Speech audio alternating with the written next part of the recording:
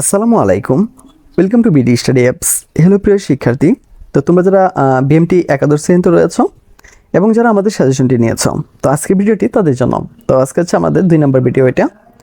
তো আজকে আমরা শিখবো হচ্ছে রেওয়া মিল। তো আমি ইতিপূর্বে তোমাদেরকে জাবেদা দেখিয়েছিলাম, তো এখানে কিন্তু ভিডিও আকারে সবগুলো রয়েছে। আমরা 1 নম্বর 2 নম্বর এভাবে ভিডিওগুলো দিয়ে যাবো। তো এটা হচ্ছে আমাদের মূলত ফেসবুক পেজ, ঠিক আছে, বিডি স্টাডি অ্যাপস। আর আমাদের ফেসবুক গ্রুপের নাম হচ্ছে এই যে BD study apps by Abdullah. হিসাব বিজ্ঞানের ভিডিওগুলো এভাবে দেখে নেবে ধারাবাহিকভাবে। তো প্রত্যেকটা আমি কিন্তু অধ্যায় ভিত্তিক যাচ্ছি, তো তোমরা একটু সুন্দর করে দেখে নিও। তো আমাদের আজকের টপিক হচ্ছে রেওয়া মিল। তো রেওয়া মিল খুবই সুন্দর এবং সহজ একটি বিষয়। আমি তোমাদের জন্য এটা খুব সুন্দরভাবে বোঝানোর চেষ্টা করব। তো এর আগে আমাদেরকে যেটা করতে হবে, প্রশ্নটা সুন্দরভাবে দেখে নিতে হবে। চলো শুরু করি। মেসার্স আমানুল্লাহ অ্যান্ড কোং এর নির্মুক্ত খতিয়ান উদ্ধৃতগুলো হতে 2018 সালের 23 ডিসেম্বর তারিখের একটি রেওয়া মিল তৈরি করতে হবে। তো এখানে বিবরণ এবং টাকাটা তারা আমাদেরকে দিয়ে দিয়েছে।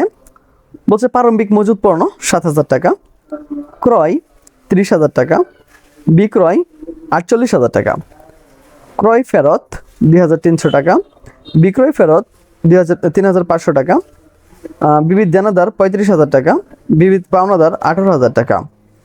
তারপর হচ্ছে তোমার ব্যাংক জমা অতিরিক্ত 10,000 টাকা, যন্ত্রপাতি 8,000 টাকা, পানীয় বিদ্যুৎ 800 টাকা, মাল খালাসের খরচ 600 টাকা, ক্রয়ের উপর বাট্টা 1200 টাকা, বিক্রয় প্রতিনিধির বেতন ও কমিশন 4,500 টাকা, আয়কর সঞ্চিতি 10,000 টাকা, মূলধন 18,000 টাকা, উত্তোলন হচ্ছে তোমার 3,200 টাকা, সেভিং সার্টিফিকেট ক্রয় 12,000 টাকা, দালান কোটা 25,000 টাকা, আসবাবপত্র তোমার হচ্ছে 3,900 টাকা, মজুরি তোমার 1,600 টাকা, নগদ তহবিল 400 টাকা, ঋণ হচ্ছে তোমার 28,000 টাকা, অনাদায়ী দানের সঞ্চিত হচ্ছে 800 টাকা, বিমা সালামি হচ্ছে 700 টাকা।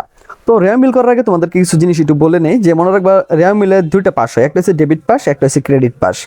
তো এখানে ডেবিট পাশে কোনটা যাবে, ক্রেডিট পাশে কোনটা যাবে, সে বিষয়টি একটু বুঝিয়ে দিচ্ছি। তো মনে রাখতে হবে, আমরা এখানে যতগুলো খরচ পাবো, খরচগুলোর সবগুলো আমরা ডেবিট পাশে নিয়ে যাব, এবং যতগুলো আয় পাবো ওই আয়গুলো কি করব, আমরা ক্রেডিট পাশে নিয়ে যাব। আমি আবার রিপিট করছি, যতগুলো খরচ পাবো খরচগুলো আমরা ডেবিট পাশে নিব, আর যতগুলো আয়। তো তোমাদের যাদের হিসাব বিজ্ঞান, ইংরেজি এবং ব্যবসা গণিতের সমস্যা রয়েছে, তোমরা চাইলে কিন্তু আমাদের এই গ্রুপে অ্যাড হতে পারো। আর এই গ্রুপে অ্যাড হতে হলে অবশ্যই আমাদের সাথে যোগাযোগ করতে হবে, এই জন্য তোমাকে স্ক্রিনে দেওয়া নাম্বারে যোগাযোগ করতে হবে। তো এই গ্রুপে অ্যাড হলে তোমার লাভটা কী হবে, সেই বিষয়টা তোমাদেরকে একটু দেখাতে চাই। হ্যাঁ, সে বিষয়টা তোমাদেরকে একটু দেখাতে চাই, একটু অপেক্ষা করো, তোমাদেরকে দেখিয়ে দিচ্ছি যে এই গ্রুপে অ্যাড হলে তোমার লাভটা কী হবে। তো এই দেখো, একটু ভালো করে দেখো, এসএসসি বিএমটি একাডেমি। তো এইগুলো তোমাদের বাংলা 1, এখানে তোমাদেরকে কীভাবে থাকবে আমি বিষয়টা নিয়ে আলোচনা করেছি। তারপর হচ্ছে চূড়ান্ত প্রস্তুতির জন্য তোমাদের এখানে কথা বলেছি, যে ইংরেজিতে কীভাবে তোমাদের কী করতে হবে সব কিছু এখানে বোঝানো হয়েছে। ওকে, তারপর এখানে আমি ব্যবসা গণিত যে ক্লাসগুলো আছে, ক্লাসগুলো আমি নিজে করে দিয়েছি, ঠিক আছে। গণিতের প্রত্যেকটা ক্লাস তোমাদেরকে সুন্দরভাবে কিন্তু তোমাদেরকে এখানে বোঝানো হয়েছে। তারপর দেখো ইংলিশে রাইট ফর্ম অফ ভার্ব এখানে তোমাদেরকে শেখানো হয়েছে। তারপর হিসাব বিজ্ঞান নীতি, যে হিসাব বিজ্ঞানের যে সমস্যাগুলো আছে দেখো, এগুলো এখানে আলোচনা করা হয়েছে। তো অনেকগুলো দেখো, একটা প্যারাগ্রাফ থেকে তুমি কতগুলো প্যারাগ্রাফ লিখতে পারো, এটা কীভাবে লিখতে হবে সেটা তোমাদেরকে দেখানো হয়েছে। তো হিসাব বিজ্ঞানগুলো খুব সুন্দরভাবে তোমাদেরকেও এখানে করে দেওয়া হয়েছে। তো তুমি চাইলে কিন্তু এগুলো খুব সহজে শিখে নিতে পারবে, এবং একটা ভিডিও যদি তুমি দেখতে পারো, বাকি যে সমস্যাগুলো আছে সবগুলো সমস্যার সমাধান হয়ে যাবে। এগুলো আমরা ক্রেডিট পাশে নিয়ে নিব। আর ক্রয় সবসময় তোমার হচ্ছে ডেবিট পাশে যাবে, বা স্থায়ী সম্পত্তি যাই হোক না কেন, এগুলো তোমার ডেবিট পাশে আসবে। শুধুমাত্র যদি প্রদয় হিসাব বা পাওনাদার হিসাব থাকে, এগুলো তোমার হচ্ছে ক্রেডিট পাশে চলে যায়, ঠিক আছে। তো আশা করি বিষয়গুলো তোমরা বুঝতে পেরেছ। চলো এবার শুরু করি। তো এই জন্য আমরা একটা গড় করে ফেলবো, এটা তুমি ক্রমিক নং দিয়ে নেবা, যেহেতু এখানে খেয়াল করো এখানে কিন্তু কোনো তারিখ তারা দেয় নাই, এই জন্য কি করবো, আমরা এদিক দিয়ে ক্রমিক নং বসাবো। তারপর বিবরণ, খতিয়ান পৃষ্ঠা, ডেবিট টাকা, ক্রেডিট টাকা। তো প্রারম্ভিক মজুত পণ্য তোমার গত বছরে যেটা শেষ হয়ে গিয়েছিল, এই বছরে প্রথমে এটা চলে আসবে। যেমন ধরো তুমি একটা কারখানাতে কিছু কম্বল তৈরি করতেছিলে, তো ওই বছর কম্বল তৈরির যে উপাদানগুলো কিন্তু শেষ হয় না, তো এই বছরের শুরুতে তুমি যেটা পাইবা ওইটা হইতেছে প্রারম্ভিক মজুত পণ্য। এটা এগুলো তোমরা বুঝো। তো প্রারম্ভিক মজুত পণ্য আমরা ডেবিট হিসেবে নিব, ক্রয় এগুলো আমরা ডেবিট হিসেবে নিব। আর এখানে যেহেতু বিক্রয় আছে, তোমরা ভালো করে জানো যে বিক্রয় হচ্ছে একটা আয়, বিক্রয় করলে আয় হয়, এই জন্য এটা ক্রেডিট পাশে চলে যাবে।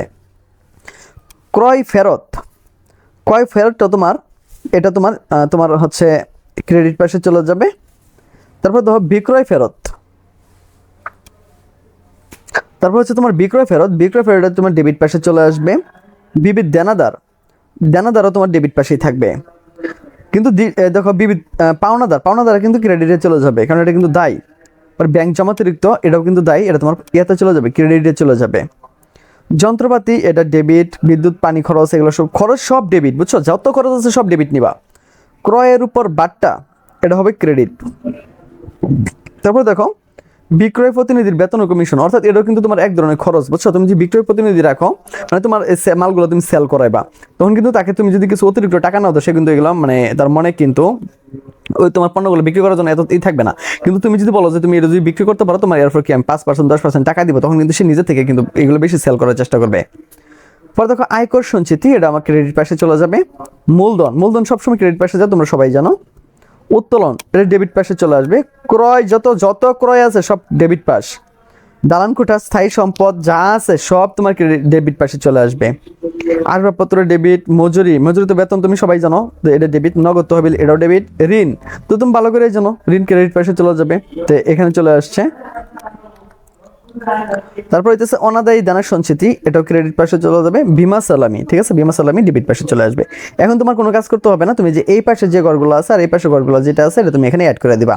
অনেক সময় দেখা যাবে যে এই পাশের ঘরটা হয়ে গেছে তোমার, কিন্তু এই পাশের ঘরটা বড় হয়েছে, এই পাশের ঘরটা ছোট হয়েছে, যে কোনো একটা ঘর কিন্তু ছোট বড় হইতে পারে, বুঝছো।